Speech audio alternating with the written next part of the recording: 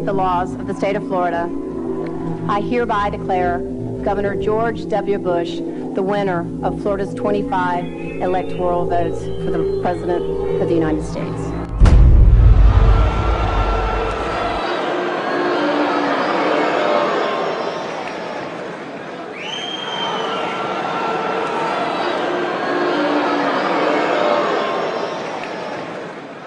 Now that the votes are counted, it is time for the votes to count.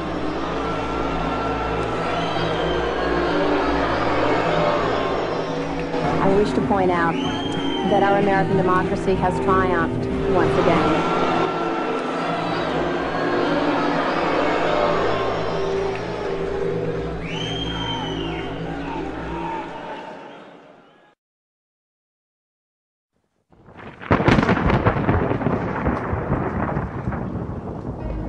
The Skull and Bones secret society was originally called the Brotherhood of Death. George Bush Jr., his father George H.W. Bush, and his grandfather Prescott Bush have all been initiated into this macabre fraternity, which was established in 1832 at Yale University by William Huntington Russell, whose family were America's biggest opium smugglers. George W. Bush was initiated into the Skull and Bones Brotherhood of Death in 1968. The ceremony took place at the Society's headquarters, which is a stone building with almost no windows. This mausoleum-type building is known as the Tomb.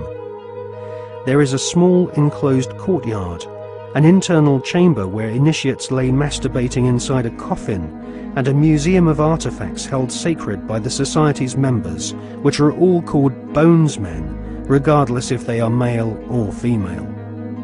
Many of the artifacts inside the Skull and Bones headquarters have been stolen by its members. To prove their devotion to the Brotherhood of Death, Bonesmen have robbed graves, bringing human skulls and skeletons back to their tomb and placing them in glass display cabinets. For nearly 40 years, George W. Bush has been an active member of this most bloodthirsty occult secret society. His allegiance is primarily to his fellow Bonesmen, not the American people. In order to prove his devotion to the Skull and Bones, Prescott Bush, grandfather of George W. Bush, savagely desecrated the grave of Apache Indian chief Geronimo. Prescott Bush robbed Geronimo's grave and had Geronimo's skull placed in a display case alongside the Order's other treasured possessions, which include silver tableware from Hitler's Eagle's Nest headquarters in Nazi-occupied Austria. Welcome to the satanically inspired secret world of the Skull and Bones Brotherhood of Death. Welcome to the sick world of the Bush family.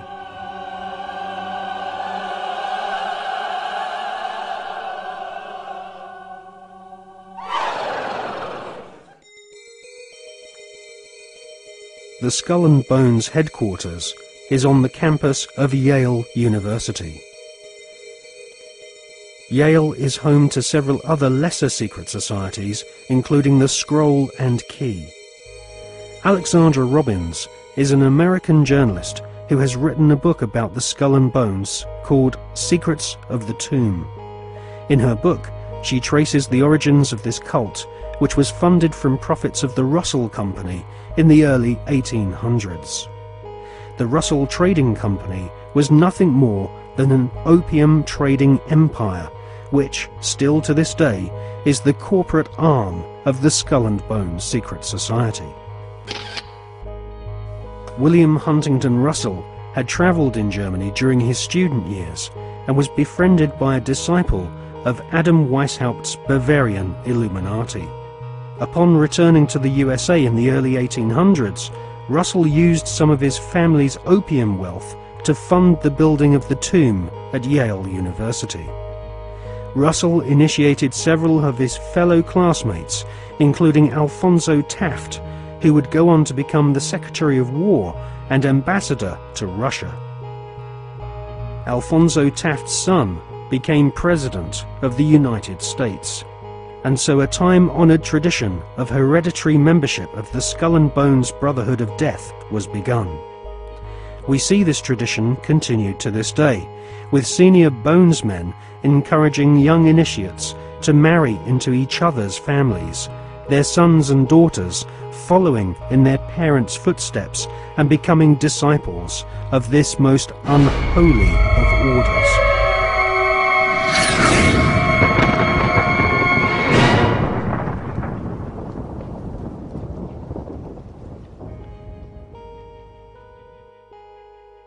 In her fascinating book, American journalist Alexandra Robbins claims to have unearthed a Skull and Bones plan to dominate the world. One can't help recognizing the fact that in the 170 years since the formation of the Skull and Bones Society, it has members in the most influential jobs all over the world. New initiates seem to fall effortlessly into high-paid jobs within banks, media organizations, government agencies, and huge corporations which earn vast profits from government defense contracts. Some researchers claim that all members agree to tithe their wealth over to the society, thus ensuring that their offspring will become future initiates of the Brotherhood of Death. The Skull and Bones Brotherhood of Death recruits members from America's billionaire aristocracy. Multiple generations of the Bush family have taken part in sick satanically inspired rituals along with members of wealthy families who are behind some of America's most famous brand names. Based on the rituals of the German Bavarian Illuminati, the Skull and Bones have approximately 900 members worldwide. George W. Bush has initiated 5 fellow Bonesmen to join his administration, including William Donaldson, who is head of the American Securities and Exchange Commission. Upon initiation into the Skull and Bones, candidates are told that they must forever deny their membership. The psychological mind programming and brainwashing which goes on inside the tomb can only be guessed at, as no bonesman has ever broken the fraternity's rule of silence. Fellow students at Yale have often said that on the night of ceremonies, blood-curdling yells and shrieks can be heard from inside the tomb. Some say the initiates are forced to wrestle in mud and are even beaten. This technique has been used by the CIA and EST brainwashing organizations who seek to wear down the subject mentally and physically using a program of punishment and verbal abuse. Once the will of the candidate has been broken and they have divulged all their sexual secrets to the elder bonesmen, they stand naked and are reborn in a mockery of a Christian baptism, with elder bonesmen dressed as the Pope and the devil conducting the ritual. Ron Rosenbaum is a journalist who writes for the New York Observer. He secretly filmed an initiation ceremony from the top of a building near the Skull and Bones headquarters. Members of the order dress up as the devil, the Pope, and a kind of Don Quixote character.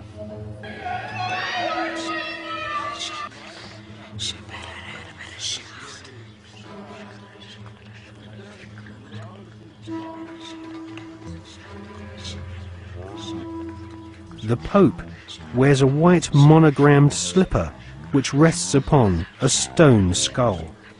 Each initiate is led into a chamber where fellow members shout obscenities and abuse the new initiate. The initiates are told that they are superior beings and are part of a privileged elite who use war, terror, and famine to control Earth's human population. This callous philosophy was illustrated in the Hollywood movie Skulls, made in 1999.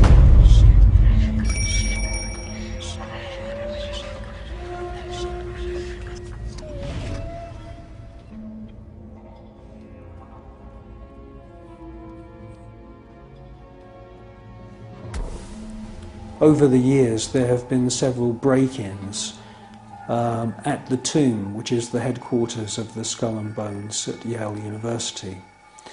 The artifacts which have been found have included membership lists of another secret society which operates on the campus called the Scroll and Key.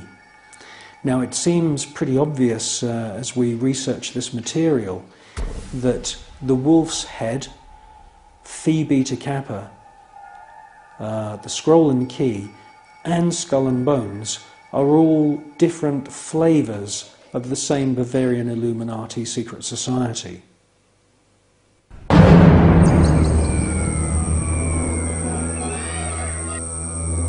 One by one, each new member is thrust to his knees and bows before the devil. A naked woman is ceremoniously assaulted with a dagger. The devil lays each initiate into a coffin, and a ribbon is tied to their genitalia. Everyone is encouraged to divulge their entire sexual life history whilst masturbating. With all their innermost secrets known to the other Bonesmen, the new initiates are threatened with blackmail if they ever reveal the secrets of this Masonic order. At this point, they are dressed in long robes and rechristened with their occult names. The Don Quixote character taps each member on the shoulder with a silver sword and proclaims, "By our order, I dub thee Knight of Eulogia."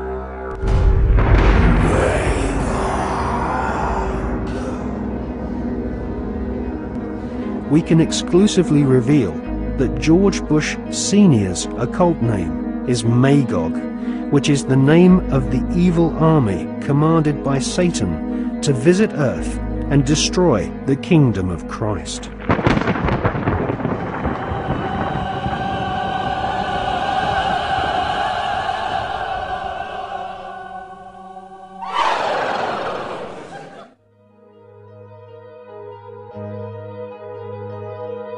The American Ivy League colleges each have their own branches of the Skull and Bones Brotherhood of Death, indoctrinating the children of America's elite families who go on to become the captains of industry, banking, law, military, and the media.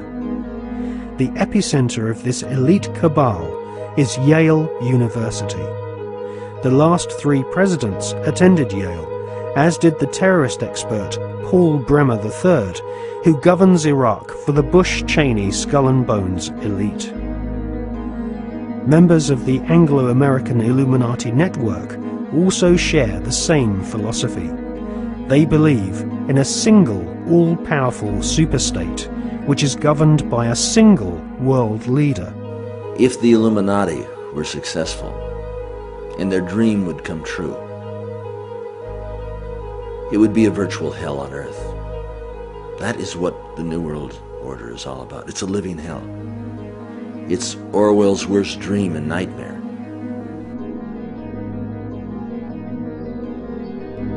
Well, to understand the philosophy of the Skull and Bones Society, you have to understand the philosophy of 18th and 19th century Germany with people such as Hegel. Now, the dialectic system, the dialectical political system, was not devised by Karl Marx. It was actually developed by Hegel, Fichte, and also contributed to by Kant. These German philosophers believed that you could create change in society by conflict. And this could be, for example, political conflict, the conflict between left and right.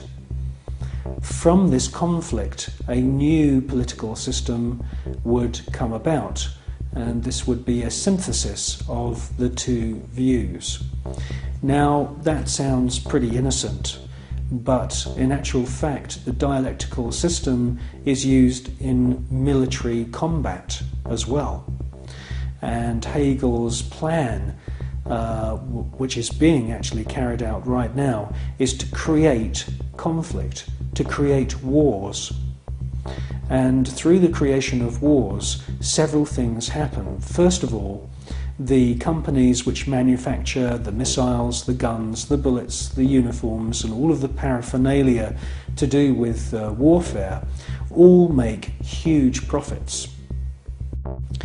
Secondly, there is a culling of the male population. Since the 1950s, we've had several reports from think tanks that feed information into the European Union, the British government, and also the American government, which are recommending depopulation.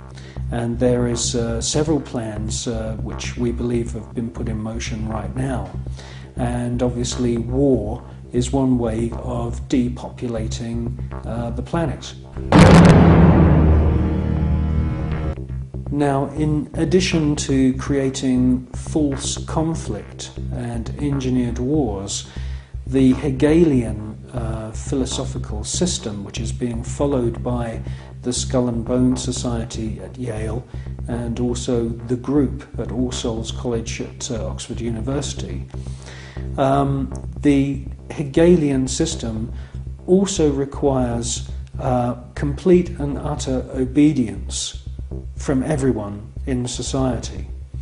The idea of freedom, freedom of thought, freedom of the individual to choose what they want to do with their lives doesn't come into play at all under this German Hegelian system.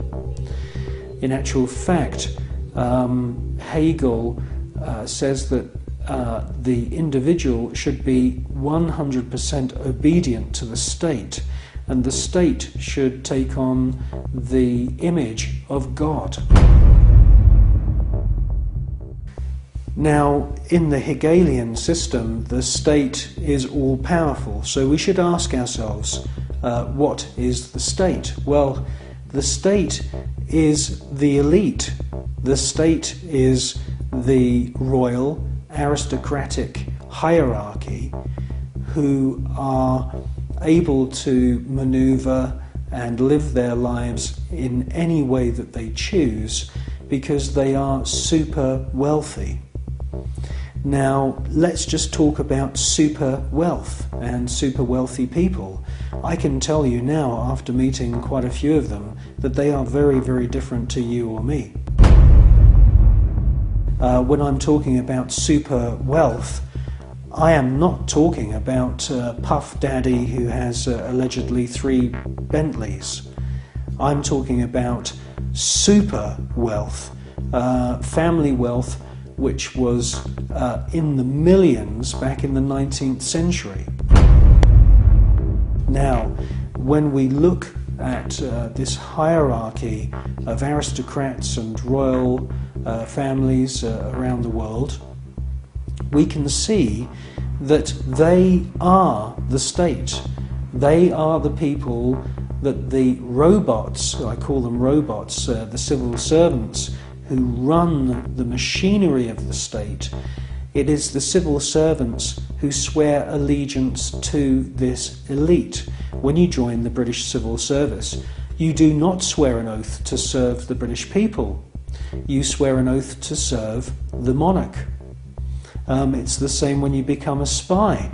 When you join MI5 or MI6 or any of the other DI or MI agencies, and there's many of them run by the British government, you are swearing allegiance to serve the reigning monarch, not the British people.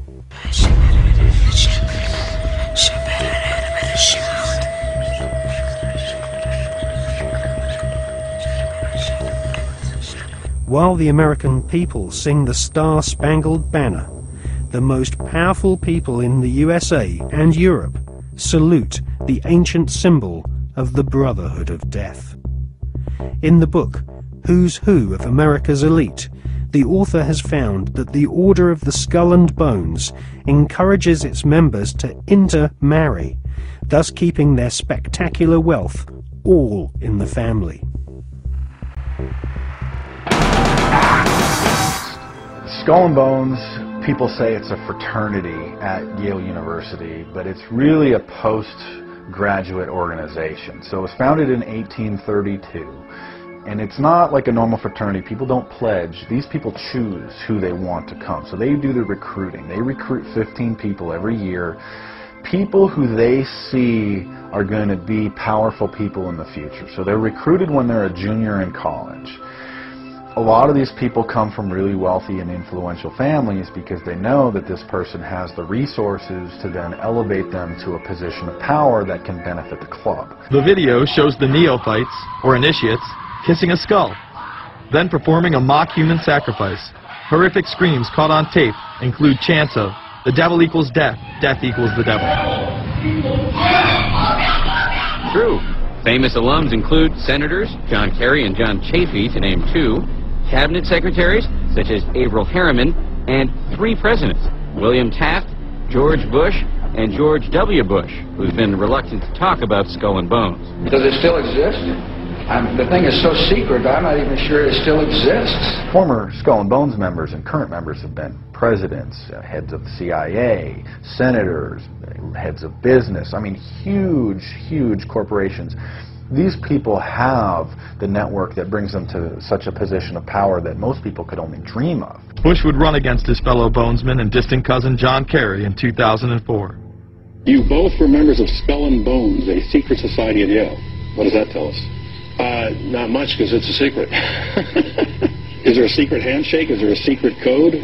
I wish there were something secret I could manifest. 322, a secret number? There are all kinds of secrets, Tim. You were both in Skull and Bones, the secret society.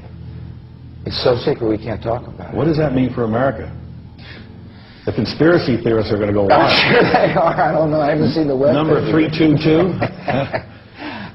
This is an elaborate, occult, ritualistic entry into this group that they are now a member of for life.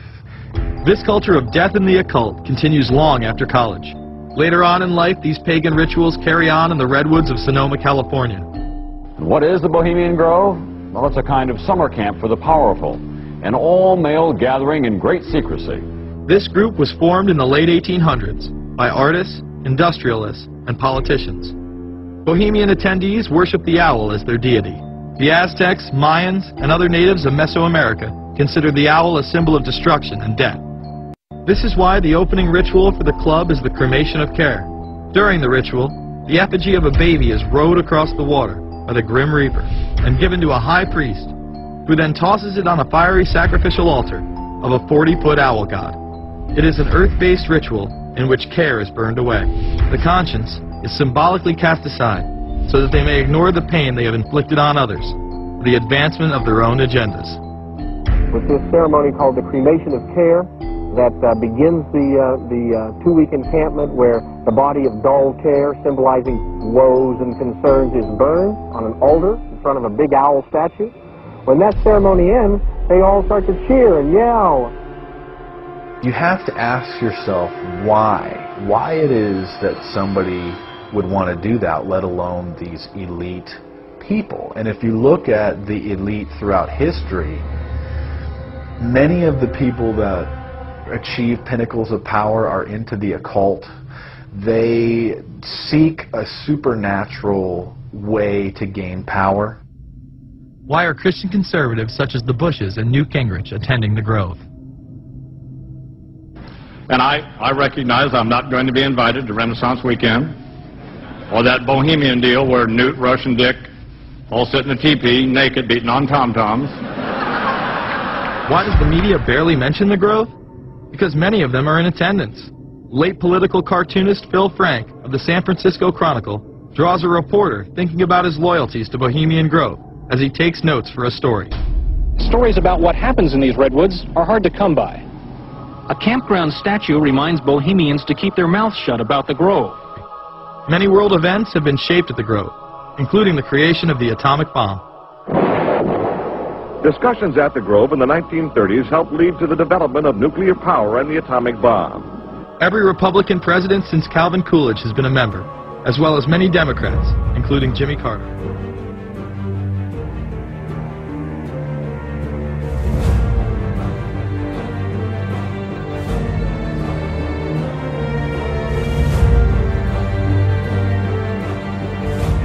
Hello, I'm Alex Jones, and I'm a radio and television host based in Austin, Texas. And for many years, I've been exposing the criminal activities of the global elite, also known as the New World Order. It was the night of July 15th, 2000. Mike Hansen and I were about to attempt the first ever successful infiltration of the Bohemian Grove.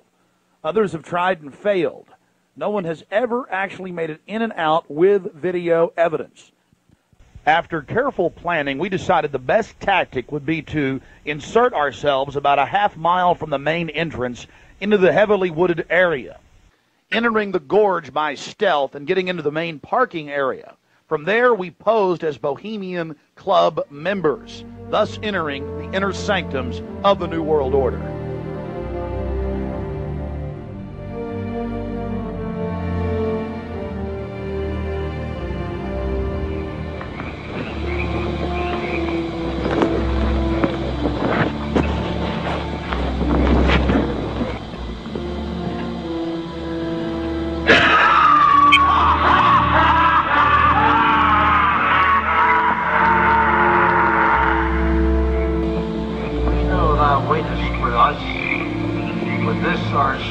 Holiday has ended. We shall meet thee and fight thee as of old, and some of us prevail against thee, and some thou shalt destroy. But this too we know. Year after year within this happy grove, our fellowship bans thee for a space. Thy malevolence which would pursue us here has lost its power under these friendly trees. So shall we burn thee once again this night, and in the flames that eat thine effigy, we shall read the signs.